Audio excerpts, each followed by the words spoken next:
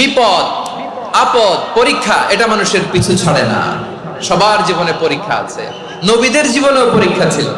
সাহাবারা জিজ্ঞেস করেছেন, ইয়া রাসূলুল্লাহ, আইয়ুন নাসি আশাদ্দু বালাআন ফিদ দুনিয়া, এই দুনিয়ার বুকে কাদের পরীক্ষা সবচেয়ে বেশি? বিশ্বনবী বলেছেন, আল আম্বিয়া। এই পৃথিবীতে সবচেয়ে বেশি পরীক্ষা আল্লাহ তাআলা নিয়ে থাকেন নবীদের।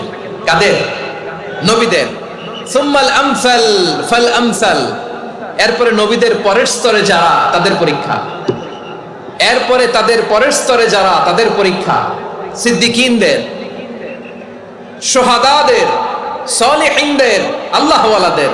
যার ঈমান যত মজবুত তার জীবনে পরীক্ষাও তত বেশি। চিল্লায় বলেন ঠিক কিনা? তাহলে মুমিনরা, বিশ্বাসীরা, আমরা কি পরীক্ষা, বিপদ আপদে ভয় পাই? হ্যাঁ, বিপদ দেখলে ভয় লাগে? আপনাদের ভয় লাগে? হ্যাঁ, না, মুমিনরা বিপদে ভয় পায় না, তারা হতাশ হয় না, সুবহানাল্লাহ, তারা নিরাশ হয় না। বিশ্বাসীরা হাল ছেড়ে দেয় না, তারা ভরসা রাখে একজনের উপর। চিল্লায় বলতে হবে তিনি কে? কারণ মুমিন জানে the grief isn't permanent, the test isn't permanent, the struggle in our life isn't permanent. আমাদের জীবনের দুঃখ, কষ্ট, স্ট্রাগল এগুলো পার্মানেন্ট নয়।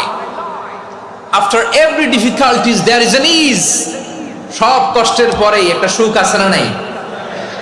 রব্বুল আলামিন বলেন, ফা ইন্না মাআল উসরি ইউসরা, ইন্না মাআল উসরি ইউসরা।